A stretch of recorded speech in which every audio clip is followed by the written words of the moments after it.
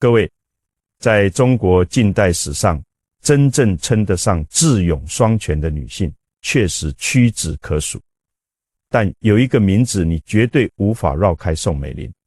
1936年冬天，蒋介石在西安被张学良和杨虎城的部队扣押，主帅身陷坎，整个南京政府乱成一锅粥。有人主张立刻派兵轰炸，有人主张谈判，可谁都不敢拍板。就在这个节骨眼上，一个女人站出来了。她说：“让我去吧。”飞机降落在西安机场的时候，跑道两侧全是荷枪实弹的东北军士兵，气氛紧张得像拉满的弓弦。宋美龄走到舱门口，停了一下，从腰间取出那把随身携带的左轮手枪，递给身边的外国顾问端纳，语气平静地像在交代一件小事：如果叛军侮辱我，你就立刻枪杀我。端纳接过那把枪，嘴唇动了动，一个字也没说出来。宋美龄转身走下飞机，踏上西安的跑道，一步一步走向那些士兵。高跟鞋敲击地面的声音在沉寂的机场里格外清晰。接下来的几天，他就在叛军的重重包围中亲自斡旋谈判。外面的世界不知道他是死是活，音讯全无。几天之后，蒋介石获释，平安飞回南京。这个走进虎穴的女人视死如归，以一己之勇稳住了千钧一发的局势，成功救出丈夫，全身而退。从那一天起，她多了一个称号，最勇敢的第一夫人。然而，就是这样一个为中国立过大功的女人，却在后来的岁月里亲手种下了3枚恶果。每一枚恶果都深深改变了中国和台湾的历史走向。为什么一个拥有顶级福报的人，最后却要背负如此巨大的历史业力？今天我们就来撕开这层帷幕，看清楚这个女人一生的因果链条。宋美龄1898年出生于上海，父亲宋耀如是孙中山的挚友和革命金主。宋家从一开始就站在中国近代历史的正中心。宋家有3姐妹，民间流传一句话：矮邻爱钱，庆邻爱国，美邻爱权。这话刻薄，但也精准。宋美龄10岁就跟随姐姐赴美留学，在美国一住就是10年，从小学读到大学，完全浸泡在西方文化里。她的英语比中文说的还流利，思维方式、审美趣味、政治理念全都打上了美国的烙印。她自己说过一句意味深长的话：我是中国人的外表，美国人的灵魂。这句话是她这一生最锋利的武器，也是她最深的孤独根源。她始终游走在2个世界之间，却哪一个都无法完全归属。学成归国后，她回到上海。那个时代的上海是整个亚洲最繁华、最复杂的城市，十里洋场，名流云集。宋美龄凭着她的学识、她的气质、她的英语，一出现就成为上海名媛圈里最耀眼的那颗星。无数男人追求她，她没有动心。直到遇见蒋介石。1927年，蒋介石40岁，宋美龄30岁。那一年，蒋介石刚刚发动4·12政变，大规模清共，双手沾满鲜血，正处于政治风暴的中心。他已经有过3段婚姻，是一个人人知道的风流军阀。就是这样一个人，偏偏对宋美龄死心塌地。宋美龄的2姐宋庆龄说过一句狠话：我宁愿看到小妹去死，也不愿她嫁给老蒋。可宋美龄还是嫁了，但她的嫁法不简单。她开出2个条件：第一，蒋介石必须解除与前任妻妾的一切关系，公开声明单身；第二，蒋介石必须信奉基督教，接受洗礼。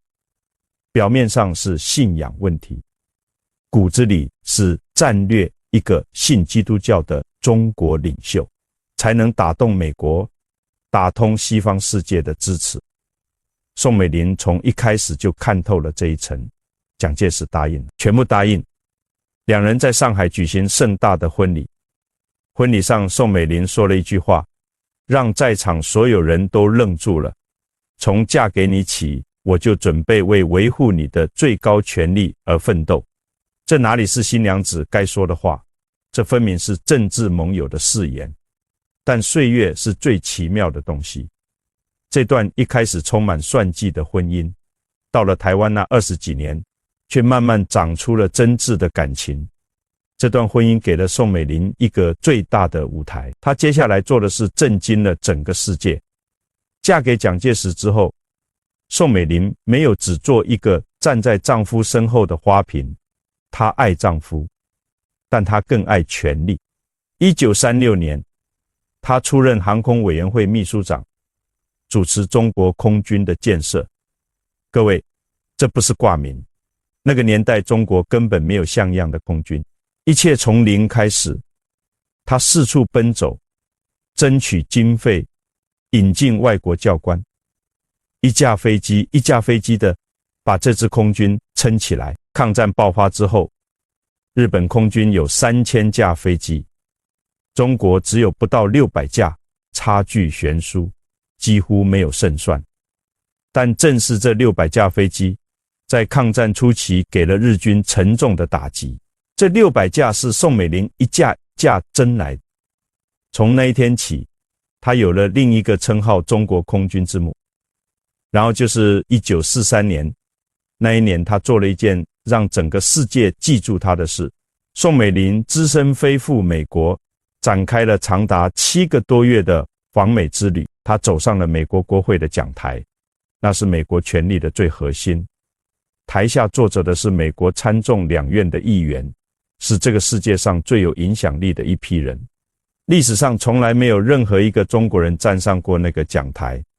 宋美龄站上去了，全程无稿，用流利的英语自信地演讲了20分钟，用她的声音，用她的眼神告诉台下那些美国议员，中国人在流血，中国人在抵抗，中国人需要你们的支持。他说完全场自发起立，掌声经久不息。蒋介石后来说，夫人的能力抵得上20个陆军师。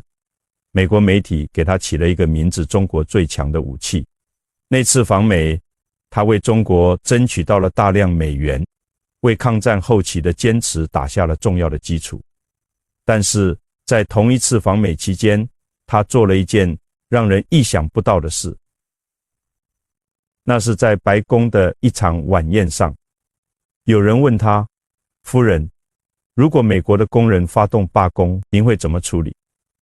宋美龄微微一笑，没有说话，只是轻轻抬起手，用手指在自己的脖子上划了一下。坐在他旁边的美国第一夫人艾莉诺看懂，也沉默了。就是这个手势，让整个西方世界看到了宋美龄骨子里的阴暗面。这个手势就是理解她后半生所有恶果的钥匙。她这一生种下了3枚恶果。第一枚恶果要从她心里最深的那道伤说起。宋美龄一生没有子女，说起来轻巧，但对她而言是一辈子的重压。她不是不想要孩子，她非常想要。婚后不久，她第一次怀孕了。一个夜晚关底，突然枪声大作，有刺客。混乱之中，宋美龄受到惊吓，当晚流产。后来又怀了第2次。这一次她比任何人都小心，几乎不出门，把自己保护得像一件易碎的瓷器。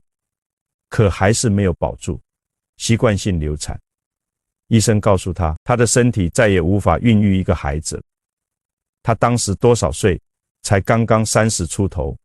她是一个要强了一辈子的女人，在任何公开场合从来不让人看到她的软弱。可是这件事是她唯一一件没有办法靠才华、靠口才、靠意志力去改变的事。也正因为这道伤，他把所有的母爱全部倾注在了一个人身上，这个人叫孔令伟。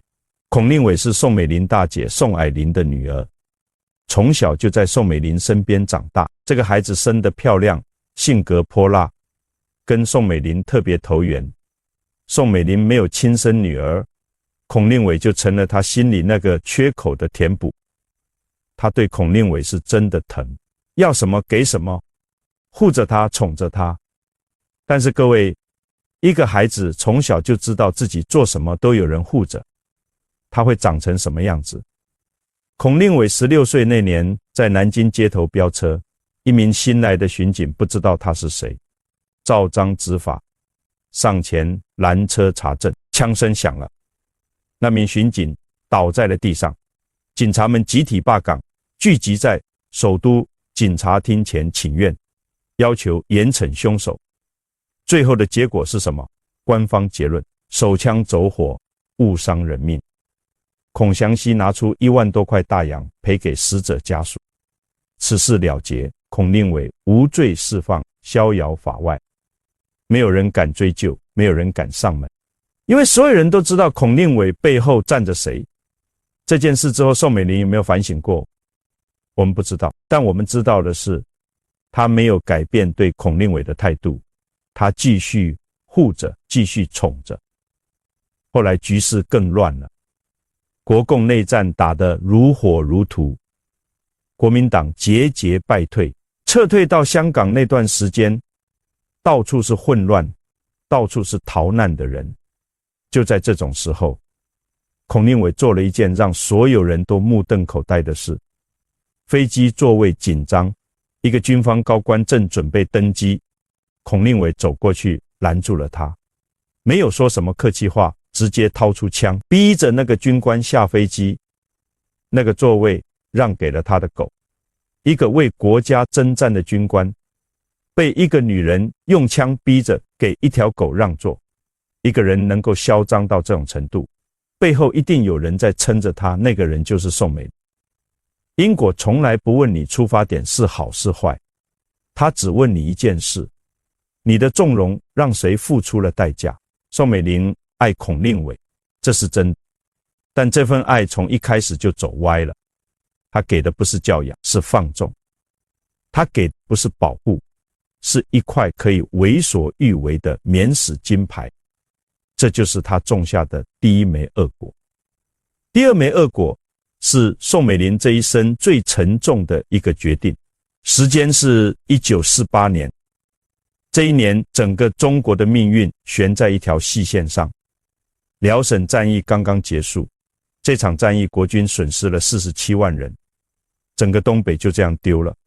消息传来，南京城里一片死寂，所有人都知道这场仗已经很难打。紧接着平津战役打响，蒋介石每天开会，每天研究局势，每天在地图上看着那些失守的城市，脸色一天比一天难看。就在这个最关键的时刻，上海那边出事了，蒋经国奉命赴上海打老虎，这是一场整顿金融秩序的行动。那个年代通货膨胀严重，老百姓的积蓄一夜之间化为乌有，很多人倾家荡产。而与此同时，有一批人在利用这场混乱大发国难财，囤积物资，哄抬物价，把百姓最后一口饭都夺走。蒋经国去上海就是要查这些人，他查得很用力，铁腕毫不留情，老百姓拍手称快，说蒋经国是真的在为他们做事。然后这场行动打到了一个人身上，孔令侃，宋美龄大姐的儿子。他从小看着长大的外甥，孔令侃的养子公司囤积的大量物资被蒋经国的人查封了。消息传到宋美龄耳里，他沉默了一下，然后做了一个决定，他飞去了上海，不是去支持蒋经国的打老虎行动，是去救孔令侃。他去上海还不够，又发了一封电报给蒋介石，要蒋介石立刻放下军事会议，飞回上海，亲自出面解决这件家事。各位，我要请你想象一下那个场面。蒋介石坐在军事会议的桌子前，桌上摊着地图，地图上标满了失守的城市。他的将领们围在四周，讨论如何应对平津战役。然后电报来了，是宋美龄发来的，要他回上海。为了孔令侃，蒋介石看着那封电报，他心里在想什么，我们不知道。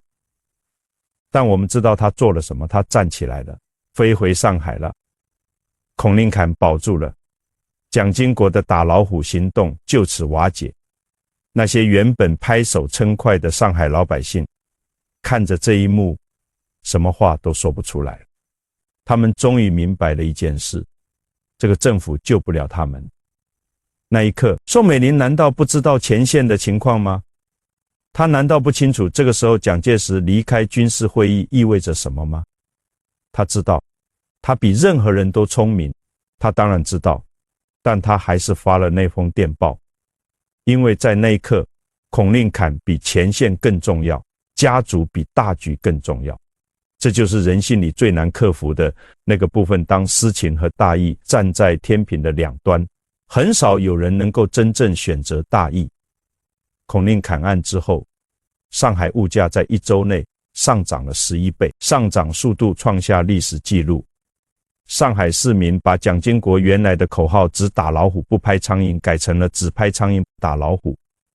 孔令侃的放生使蒋经国辛苦建立起来的政府权威顿时崩溃，市场信心瞬间崩塌，上海物价从此再度飞涨，再也不受控制。几个月之后，国民党丢了大陆，几百万人因为这场失败流离失所，骨肉分离，一别就是几十年。我不是说这一切都是宋美龄一个人造成，但那一个决定，那一封电报，也许是压垮骆驼的最后一根稻草。他选择了私情，而历史替他算了这笔账，这是他一生最重的业因。还有第三枚恶果，这枚恶果只是因为一句话，就让宋美龄的名字在无数中国人心里永远洗不干净。1949年，国民党退守台湾，宋美龄心里始终有一个念头，反攻大陆，夺回逝去的一切。这个念头支撑着她，也折磨着她。那几年，她比任何人都清楚，单凭台湾的力量，这件事几乎不可能实现。台湾的军队比不上，财力比不上，人口更比不上。她看着地图，看着那片大陆，眼神里有恨，也有绝望。她把眼光投向了美国。50年代初，朝鲜战争正打得如火如荼，她四处游说，一次又一次出现在美国政界的饭局、沙龙、私人晚宴里。那些年，他见了无数政要，说了一遍又一遍。他始终相信，只要找到机会说对的话，美国人就会动。有一次，是一个小型的私人晚宴，席间只有几位美国政界人士，没有媒体，没有相机。宋美龄放下了酒杯，抬起眼睛直视着对面的人，说：你们美国人是蠢货，你们有原子弹，为什么不往中国扔？各位请想一想，宋美龄恨的是共产党，这个我们可以理解，她想反攻大陆，夺回失去的一切，这个我们也可以理解。但是原子弹，你知道原子弹是什么吗？1945年，美国在日本广岛投下第一颗原子弹，一瞬间整座城市14万人就这样消失了，不是士兵，是平民，是在菜市场买菜的老婆婆，是在学校上课的孩子，是在工厂里干活的工人，一瞬间全部消失。宋美龄希望这样的事发生在中国大陆那片土地上。那片土地上住的是什么人？是他口口声声说要反攻、要解救的同胞，是千千万万跟政治立场毫无关系的普通中国人，是农村里种田的老农，是城市里谋生的小贩，是刚刚出生还不懂事的孩子。他恨共产党，但原子弹不长眼睛，他不会只炸共产党员，他炸的是所有人。这句话传出去之后，海外华人社群震惊了，强烈抗议的声音从世界各地涌来。很多人从那一天起再也无法原谅他，不管他在西安有多勇敢，不管他在国会演讲有多精彩，不管他为抗战做过多少贡献，这句话把一切都盖过去了。各位，因果从来不管你的动机是什么，你可以说他是因为恨，因为绝望，因为走投无路才说出这些不理智的话，但话是真的说出去，传开来，这个因就种下去了，再也收不回来。这就是宋美龄种下的3枚恶果。那么这些业力又是如何一步一步回到他身上的呢？1975年4月5日，蒋介石在台北去世了。那一夜，士林官邸的灯亮了整整一夜。后来有人问宋美龄心里是什么感受，她只说了一句话：那是我一生中最痛的事。就这一句，没有再多说。他这一生在美国国会可以慷慨激昂演说20分钟，在西安可以把枪递出去，面不改色。可这句话他说得很轻很平，轻到让人心里发酸。蒋介石的灵柩还没有冷，台湾的政治已经开始重新洗牌了。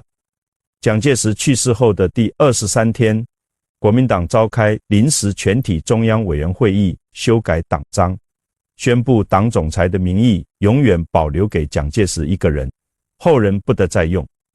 同一天，蒋经国被推举为国民党主席。这2件事加在一起，意思只有一个：宋美龄。你的时代结束了。他在士林官邸孤独地住了半年，那半年他每天走过的每一条走廊，坐过的每把椅子，都是他们2个人共同生活过的痕迹。可那个人再也不会回来了。1975年9月，他离开台湾，飞去了美国。离开那天，蒋经国亲自搀扶他走上飞机舷梯，一如往常的恭顺，低着头扶着他的手臂。宋美龄没有回头，他知道这一走，很多东西就再也回不来了。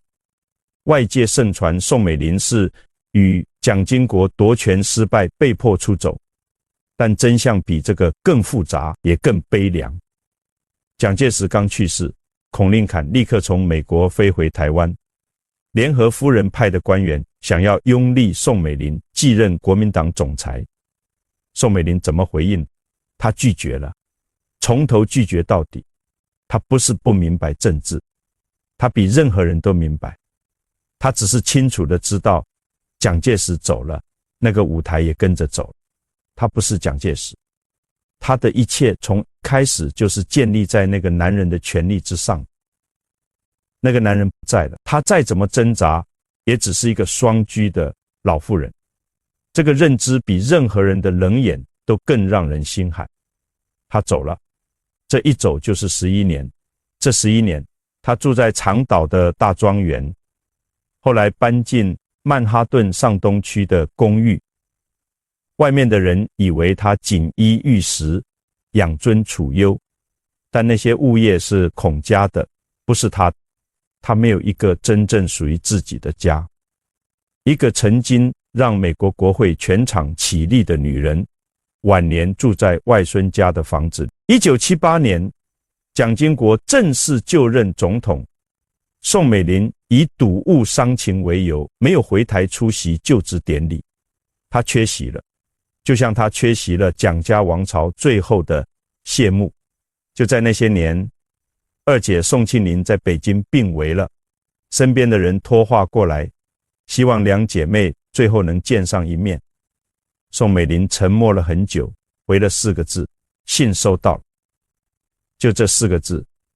她们是亲姐妹，从上海宋家大宅一起长大，一起赴美留学，然后因为政治走上了2条完全相反的路，一别就是几十年。那份姐妹之情从来没有真正死过，但她去不了，那便是她此生的政治对立面。她一旦踏上那片土地，就是另一种意义上的背叛，是她用一生守护的那条政治底线的崩塌。就这样，两姐妹隔着整个太平洋，错过了最后一面。1981年，宋庆龄走了，大姐宋霭龄1973年已经先走了，她比两个姐姐都长寿，她一个人把她们都送走了。1988年，蒋经国去世，那个他既爱又恨，纠缠了几十年的继子也走了，蒋家王朝就此落幕。宋美龄得知消息后，没有公开表态，没有出现在任何镜头前，她一个人在曼哈顿的公寓里坐着。那一年，她90岁，然而她还没走，她继续活着，继续送走身边的人。1994年，孔令伟在台湾病逝，那个他最疼爱、最放不下的孩子走了。宋美龄96岁，拖着那副苍老的身体，坚持坐飞机回台湾奔丧。她站在灵堂里，送走了这一生她最后的牵挂。然后她以为可以留下来了，她以为在台湾终老也许还有可能，但台湾已经是另一个台湾了。李登辉时代，士林官邸门前开始有民众聚集示威，要求把土地还给百姓。媒体公开批评蒋家，批评他曾说过的那句话，世界上不会有速成的民主成了众矢之的，被人一遍一遍地拿出来嘲讽。他在台湾住了几个月，最后还是悄悄坐上飞机飞回了曼哈顿，这一次再也没有回来。曼哈顿的公寓里，他深居简出，概不见客，但每天早上他仍然坚持化妆，旗袍从台湾空运，件一件挂满了衣柜。一个被整个时代抛下的老人，每天早上对着镜子把自己打扮得整整齐齐，他依然是宋美龄，哪怕整个世界已经快要忘记了他。2003年10月23日，宋美龄在睡眠中悄悄离开了这个世界，106岁，没有儿女，没有故土，名下没有任何财产，银行存款只剩12万美元。台湾没有为他降半旗，他这一生没有写自传，没有公开澄清，没有替自己辩解一个字功与过，他让世人自行评论，一个时代就这样悄悄落幕了。很多人说宋美龄长寿是福报，但我想问你一个问题，她最后那30年，蒋介石走了，两个姐姐走了，蒋经国走了，孔令伟走了，她比所有人都长寿，却一个人坐在曼哈顿的公寓里，看着身边的人一个一个先她而去。你说这个长寿是福还是煎熬？各位，宋美龄这个人命格极贵，出身名门，才华横溢，嫁给了那个时代最有权力的男人，站上了世界最大的舞台，天时地利人和，她3样都占了。这样的女人本来应该是顶级的福报，但为什么一个拥有顶级福报的人，最后却背负了如此巨大的历史业力？易经乾卦有一句话，3个字道尽了宋美龄的一生：亢龙有悔。龙飞到最高处，知进而不知退，知得而不知舍。这个悔不是心里后悔，是天道的反扑，是你走过了头，老天爷亲自来收账。他知道怎么进，10岁赴美，学成归国，嫁给蒋介石，站上世界舞台，每一步都走得精准，走得漂亮，但他不知道怎么退。蒋介石去世了，时代已经翻篇，他却还想留在台湾政治的核心。那个属于他的时代早就结束了，他不愿意承认，他知道怎么得权力、地位、影响力，他一样一样全都到手，但他不知道怎么舍。他舍不得孔令伟，舍不得孔令侃，舍不得那个第一夫人的光环，舍不得那片他用一生守护的政治立场。因为不知道舍，他种下了那3枚恶果。佛家说，欲知前世因，今生受者是；欲知来世果，今生作者是。宋美龄今生所承受的，正是她自己亲手种下的。我说这些不是要评判她，宋美龄有她的才华，有她的勇气，有她真实的功德，那些在因果账本上都有记录，但她没有跳出那个知进而不知退，知得而不知舍的困局。这个困局不只是她的困局，这是我们每一个人都可能陷进去的地方。易经说天道有节律，春天播种，秋天收获，冬天蛰伏。他不让你永远站在最高处，到了该退的时候，你退你平安，不退天道替你收账。宋美龄算尽了天下，他算到了蒋介石的政治需要，算到了美国的战略利益，算到了国际外交的每一个缝隙，但他算不过的是天道，是因果。他以为用一生的奋斗可以换来叶落归根的晚年，天道却让他客死异乡，骨灰至今无法回到那片土地。各位，说到这里，我还想多说几件事。这几件事是宋美龄这一生里很少有人仔细说过的细节，但每一件都跟我们今天讲的因果有着深刻的关联。第一件事说的是一只金表。1927年，宋美龄与蒋介石在上海结婚。婚礼那天，蒋介石送了她一份礼物，一只 14K 金的挂表。那只表宋美龄戴了近50年。1975年，蒋介石去世，宋美龄离开台湾飞赴美国，她带走了很多东西，但那只金表始终戴在身上，从未离手。在美国的日子，她每天带着那只表，就像带着那段一起走过的岁月。8年之后，那只表坏了，制表的厂商早已歇业，美国找不到修表的零件，宋美龄只好把表寄回台湾，请一位老师傅杨文达修理。杨文达接到表，小心翼翼地拆开表壳，然后他愣住了表壳的内面刻着4个字：中美相近，旁边还刻着一个日期，民国16年12月1日，正是他们结婚的日子。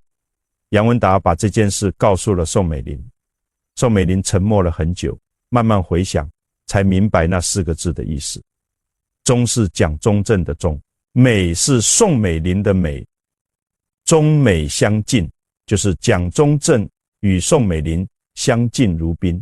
这个秘密蒋介石从来没有告诉过他，他悄悄地把这4个字刻在那只表的最里面，带着他走过了将近50年。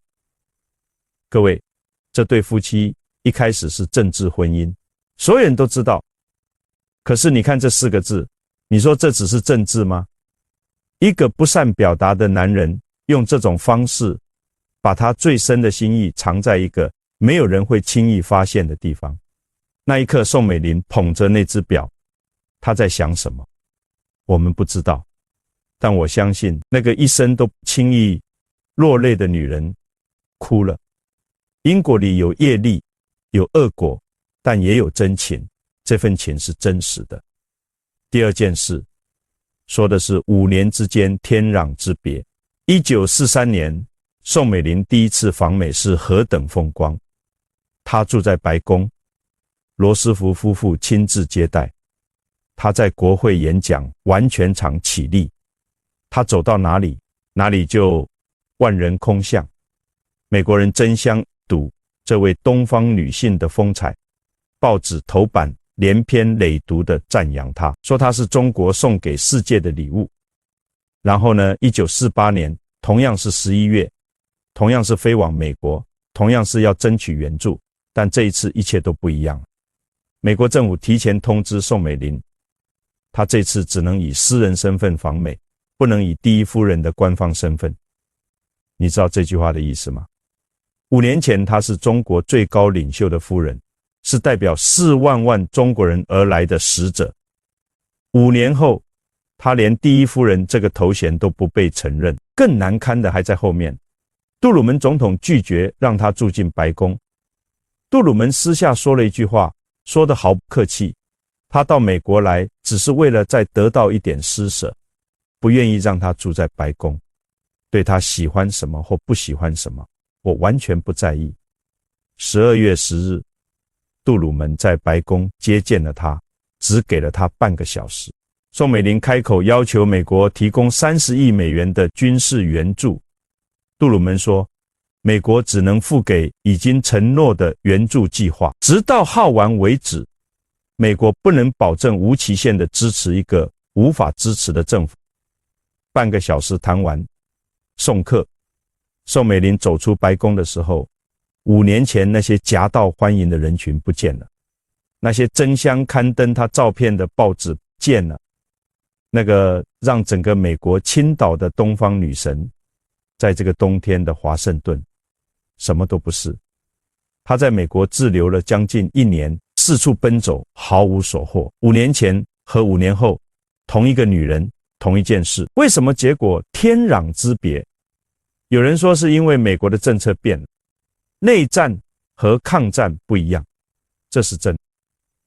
但还有另一个原因，很少人说1948年美国大选前，宋美龄押错了宝，她看不起杜鲁门，认为他不会赢，于是明里暗里支持杜鲁门的对手杜威，甚至把杜鲁门的负面消息传给蒋介石，让蒋介石对杜鲁门态度冷淡。结果杜鲁门赢了，他亲手把那扇本来可能还开着的门彻底关上了。各位，这就是因果。1943年，那个心里装着的是4万万人命运，他感召了整个世界掌声。1948年，那个心里算计的是个人政治压住的他，感召的是一扇紧闭的白宫大门。天道从不偏心，你种什么，他就给你什么。第3件事是一个旁观者说的话。美国总统罗斯福的夫人埃莉诺见过宋美龄很多次，但他对宋美龄的评价是所有人当中最一针见血的一句。他可以把民主讲得很漂亮，但他不知道如何生活在民主政治里。这句话值得我们好好想一想。1943年，宋美龄入住白宫11天，就在那11天里，件事发生。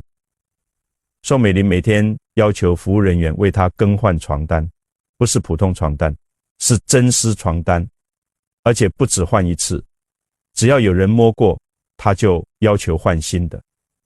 白宫的服务人员从来没有服侍过这样的客人。消息传出去，美国媒体大做文章。那个时候，中国的前线士兵在泥地里打仗，百姓在战火里挣扎求生。那个代表着中国人民来美国要援助的女人，却在白宫里坚持每天换洗真丝床单。埃莉诺私下说了那句话，她讲的一口漂亮的民主，但她不知道怎么活在民主里。民主的核心是法律面前人人平等，是没有人凌驾于规则之上。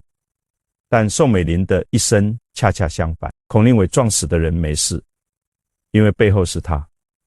孔令坎发国难财保住了，因为他飞去上海，他在白宫住着，要求别人为他服侍，理所当然。他说了一辈子的民主，却从来没有真正放下那个我与别人不同的念头。这个矛盾是他这一生最深的困境。第4件事是他最后的样子。晚年的宋美龄住在曼哈顿的公寓10楼，那栋公寓坐落在纽约最雅致的街区，俯瞰东河，有18个房间，室内以红色锦缎装饰，地上铺满地毯。他的卧室里挂着他年轻时的画像，牌场还在，但那栋公寓是孔令坎生前买下的，不是他的。那片长岛庄园37英亩，是以大姐宋霭龄和孔祥熙名义购入的，也不是他的。他一生叱咤风云，到最后连一处属于自己的房子都没有。他很少下楼，因为每次下楼都要化妆梳头，至少花上1-2个小时。他的原则从来不变，没有化好妆梳好头，绝对不见任何人。连他的曾孙蒋友柏在纽约陪伴他的那几年，也从来没有见过他没化妆的样子。她依然是宋美龄，一丝不苟，雍容华贵，每天穿着从台湾空运来的旗袍，每天把头发梳得一丝不乱。99岁那年，她的侄子宋宗福去探望她，在公寓住了1个星期。那1个星期，宋美龄每天都重复说着同样的一句话：我的姐妹们死了，我的兄弟们死了，我不知道上帝为什么把我留下。有时候她会念起2姐庆龄，如果我姐姐庆龄还活着的话，说到这里她就停住了，后面的话没有说完。2003年10月23日夜晚，宋美龄在睡眠中悄悄离世，陪伴她到最后的是外甥女孔令仪和她的丈夫。第2天清晨，她的遗体被小心包裹在羊毛毯里，移到楼外的灵车上。大批记者守在那里，她的家人早有准备，叫来警察维持秩序，阻止任何人拍照。直到生命的最后一刻，她依然保持着神秘，没有自传，没有回忆录，没有一句辩解功与过，她让世人自行评论。宋美龄99岁说的那句话让我想了很久，我不知道上帝为什么把我留下。一个活了106岁的女人，在最后的岁月里，每天都在问这个问题。各位，我们今天说了宋美龄这一生，一个拥有顶级福报的女人，才华、地位、权力、舞台，她什么都有过，但她没有跳出那个知进而不知退，知得而不知舍困局。蒋家王朝就这样在她的恶果里一点一点走向了终点。台湾的历史，中国的命运，多少人的一生都被这些因果牵连其中。易经告诉我们，天道有一个最根本的法则：积善之家必有余庆，积不善之家必有余殃。这句话不是在说别人，他说的是你，是我，是我们每一个人此刻正在种下的那些因。宋美龄不是天生就走上那条路的，她也有过最光辉的时刻，那个心里装着4万万人的她，是真正有德的。但她慢慢的把格局缩小了，从4万万人缩到了一个孔家。各位，我们每一个人其实都面临着同样的考验。我们年轻的时候，心里也许装着很大的梦想，想为更多的人做些什么。但岁月流逝，我们开始只在乎眼前那个小圈子，只在乎自己的孩子、自己的家人、自己的利益，这不是错。但当我们为了护这个小圈子，开始做出伤害别人的事，开始用公器谋私利，开始让自己的格局越来越小，恶果就从那一刻开始累积了。宋美龄的故事告诉我们一件事：一个人这一生可以有才华，可以有勇气，可以做出真正伟大的事，但如果在最关键的时刻选择了私情而不是大义，选择了小格局而不是天道，你种下的那些因，有一天都会回来找你，不是明天，也许是10年后，也许是30年后，但天道从来不会忘记。